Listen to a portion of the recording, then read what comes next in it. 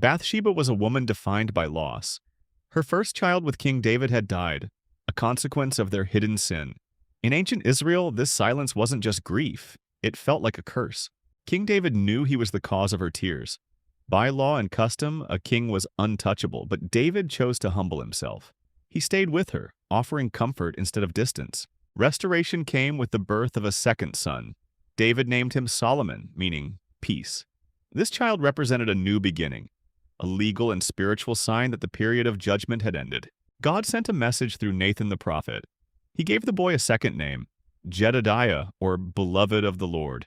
This was a rare public declaration of God's personal favor and protection. Even as a child, Solomon was different. While other princes played at war, Solomon was drawn to patterns, numbers, and logic. He was a quiet observer in a palace full of loud men. David placed Solomon under Nathan's care. He wasn't just learning to read, he was learning the mishpat, the Hebrew concept of justice. He was being trained to see what others missed. Solomon's older brother Adonijah saw the throne as his right of birth. He began to act like a king, surrounding himself with chariots and guards to intimidate the people into following him. Adonijah held a massive feast at the city limits. He invited the army's general and the king's other sons, but he pointedly ignored Solomon. This was a coup, disguised as a celebration. Nathan heard the news and rushed to Bathsheba. By custom, when a new king took power by force, he would kill any other claimants to the throne. Solomon's life was now in immediate danger. Bathsheba went to the aging king. She reminded him of his sacred promise. If David did not act today, the history of Israel would be written in the blood of her son, Solomon. David's body was failing, but his mind was clear. He realized that a king's silence in the face of rebellion is a seal of approval. He gave the order. Solomon must be crowned today. David summoned his most loyal men, Zadok the priest and Benaiah the commander. In ancient Israel, a king needed both the blessing of the temple and the strength of the sword to be legitimate. David gave the most important sign of all. Solomon was to ride the king's own mule. By law, riding the king's beast was a claim to the king's soul and authority. It was undeniable. The procession moved to the Gihon Spring. This was the city's lifeblood. By choosing a public water source for the coronation, David ensured that every citizen could witness the legality of the transition. Zadok poured the oil from the tabernacle. In this culture, anointing wasn't just a ceremony, it was a legal marking. The oil signified that God's Spirit had chosen the ruler, not human ambition. Then the trumpets blasted. A massive roar went up from the people. "Long live King Solomon!" The sound was so loud it was said the very earth shook under the city. At the other end of the valley, Adonijah's feast fell silent. They heard the trumpets. They heard the people. In an instant, the king of the morning became the rebel of the afternoon. Adonijah fled to the tabernacle. By ancient custom, the altar was a place of sanctuary. By grabbing its horns, he was pleading for a legal stay of execution from the new king. The news reached Solomon. His first act of kingship was a test of his nature. He didn't order immediate execution. Instead, he offered a condition. If he shows himself a worthy man, not a hair shall fall. Solomon spared his brother, showing that his reign would be built on wisdom and justice, not just power. The struggle for the throne was over. The era of Solomon had officially begun. David's final breaths were not spent on gold, but on duty. He charged Solomon to be strong and show yourself a man, not through violence, but through unwavering obedience to God's law. With David gone, the silence of the palace felt cavernous. Solomon was now the sole guardian of a nation. He didn't feel like a conqueror. He felt like a child lost in a storm. Before settling into the throne room, Solomon went to Gibeon to sacrifice. In ancient times, a king's first major public act was to honor the source of his power through immense generosity. He offered 1,000 burnt offerings. This wasn't about the animals. It was a legal statement of total devotion. Solomon was publicly declaring that his kingdom belonged to the Lord. That night, God appeared to Solomon in a dream. There were no riddles, only a staggering offer from the Creator of all things. "Ask what I shall give you." Solomon didn't ask for the heads of his enemies or piles of gold. He admitted his weakness, calling himself a little child who didn't know how to go out or come in. Solomon's lips move as he utters the request that would change history. The golden light intensifies, reflecting in his dark pupils, symbolizing the transition of divine wisdom into a human mind. God was pleased. Because Solomon asked for justice instead of selfishness, God promised him both, the wisdom he sought and the riches and honor he hadn't even mentioned. He woke up a different man. The weight of the crown hadn't changed, but his capacity to carry it had. The little child had been gifted the mind of a sage. The news of the king's dream spread, but the people needed proof.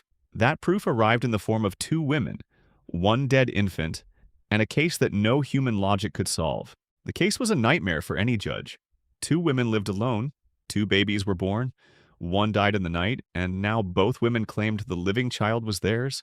There were no witnesses. No one else was in the house. In the ancient world, this was a legal dead end.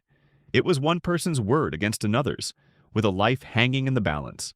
The woman in red claimed the other had swapped the babies in the dark of night, stealing the living and leaving the dead. The court waited. How could a young king possibly know the truth? Solomon broke the silence with a terrifying order. "Bring me a sword." The room went cold. Was the king going to solve a dispute through a double execution?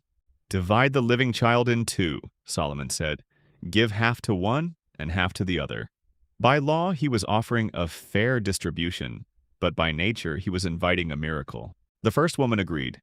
"Let it be neither mine nor yours," she said. Her heart was filled with comparative grief. If she couldn't have her son, no one would have theirs. But the true mother screamed in agony. "Give her the living child! Don't kill him!" She was willing to lose her son forever as long as he drew breath. The trap had worked. "Give her the living child," Solomon commanded, pointing to the weeping woman. "She is the mother." He had looked past the words and found the life-giving love of a parent. Justice had been served where logic had failed. The true mother was restored, and the liar was exposed. This wasn't just a clever trick. It was the hearing heart in action. When all Israel heard of the judgment, they stood in awe of the king. They saw that the wisdom of God was truly in him to do justice.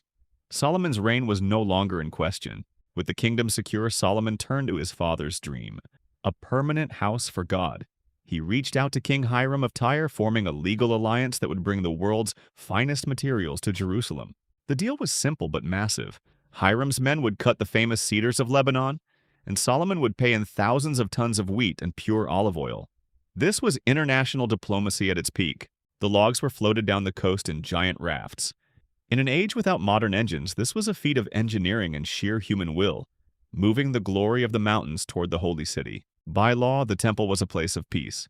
Solomon ordered every stone to be fully prepared at the quarry. Not a single hammer or axe was heard at the building site. The temple rose in sacred silence. Solomon raised a draft of 30,000 men to help with the work. They worked in shifts, balancing their duty to the king with their lives at home. This was a nation united by a single vision. The interior was a marvel. Every inch of cedar was covered in pure gold. It was designed to look like the Garden of Eden, a place where the presence of God could walk with man once again. Solomon hired the world's best bronze worker, Huram-Abi, to cast the great pillars. They stood at the entrance as a reminder. The kingdom was established by God's strength, not human hands. 7 years after the first stone was laid, the temple was finished. It was not just a building, it was the center of the world. It was a legal house for the King of Kings. The dedication began. The Ark of the Covenant, which had lived in tents for generations, was finally coming home. This was the final step in establishing Jerusalem as the spiritual heart of the nation. The glory of the Lord filled the house. The presence was so heavy that the priests could not even perform their duties. God had accepted the house. The king's work was complete. Solomon was a master of administration. He divided the land into 12 districts, each responsible for providing food for the royal court for 1 month a year. This ensured the nation's burden was shared equally. Peace was maintained through strength. Solomon built chariot cities, amassing thousands of horses and chariots. In an era of foot soldiers, this was the ancient world's version of an unstoppable armored division. His wisdom extended to the natural world. He spoke 3,000 proverbs and composed over 1,000 songs. He taught about trees, from the mighty cedar to the humble hyssop, and about beasts, birds, and fish. He captured the beauty of love and the grit of daily life in his writings. He wanted his people to not just follow the law, but to understand the beauty and the why behind every moral choice. Solomon turned Israel into a global trade hub. His fleet sailed to distant lands, returning every 3 years with gold, silver, ivory, and exotic wonders that the people of Jerusalem had never seen before. Word of Solomon's wisdom reached the ends of the earth. The Queen of Sheba traveled over 1,000 miles to test him with hard questions, riddles used in ancient diplomacy to judge a leader's true intellect. She didn't just listen to his words, she watched his world. She saw the order of his servants, the quality of his food, and the way he approached the temple. The reality far exceeded the rumors. "The half was not told to me," she confessed. She praised the God of Israel for setting such a wise king on the throne. This was the peak of Solomon's international influence and spiritual witness. But the law of kings gave a warning: a king must not multiply wives, or his heart will be turned away. To keep peace with his neighbors, Solomon began to marry their princesses, creating a legal web of compromise. Solomon's heart, once focused solely on the hearing heart of God, began to divide. To please his wives, he allowed the building of altars to foreign gods. The wise king was beginning to make a very foolish choice. As Solomon aged, the influence of his 1,000 wives and concubines grew stronger. By law, he was the defender of the faith, but in practice, he began to tolerate the gods of the nations he had married into. On the hill east of Jerusalem, Solomon built altars for Chemosh and Molech to please his wives. The man who once built a house for the living God was now subsidizing the worship of idols. The hearing heart was failing. Solomon's devotion was no longer whole. In the eyes of the law, a king's primary duty was to lead the people in exclusive worship of God, a duty he was now actively violating. God spoke to Solomon a third time, but it was not an offer, it was a judgment. Because Solomon had broken the covenant, God declared that the kingdom would be torn away from his son. A new leader was rising from the ranks of the people. Jeroboam was a hard-working official, whom Solomon had placed in charge of the labor force. He saw firsthand the growing bitterness of the people under Solomon's heavy taxes. The prophet Ahijah met Jeroboam in secret. He tore his new cloak into 12 pieces and gave 10 to Jeroboam. This was a legal, prophetic sign. God was giving 10 tribes to a new king. When Solomon heard of the prophecy, he didn't repent. He tried to kill Jeroboam. The king who had once used a sword to save a baby's life was now using it to protect his own failing power. God raised up adversaries against Solomon. Hadad the Edomite, who had nursed a grudge for decades, returned to harass the borders. The long summer of Solomon's peace was finally coming to an end. In his final years, Solomon reflected on his life. He had everything the world could offer, yet he felt empty. He realized that wisdom, wealth, and pleasure mean nothing if the heart is not anchored in God. Solomon died after reigning for 40 years.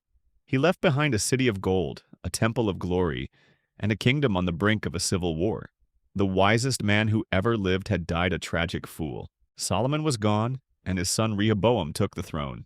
The people came with a simple legal request: lighten the heavy taxes and forced labor Solomon had imposed, and they would serve him forever. Rehoboam faced a choice that required his father's old, hearing heart. But he rejected the counsel of the wise elders and listened instead to his young friends, who urged him to rule through fear. "My father disciplined you with whips, but I will discipline you with scorpions," he shouted. With those words, he legally and emotionally severed the bond between the house of David and the people. The kingdom split in an instant. 10 tribes followed Jeroboam to the north, leaving Rehoboam with only a fragment. The golden empire of Solomon had vanished in a single generation. The temple remained, but the unity was gone. Solomon's legacy became a warning that even the most beautiful house is empty if the heart of the builder has wandered away from the architect.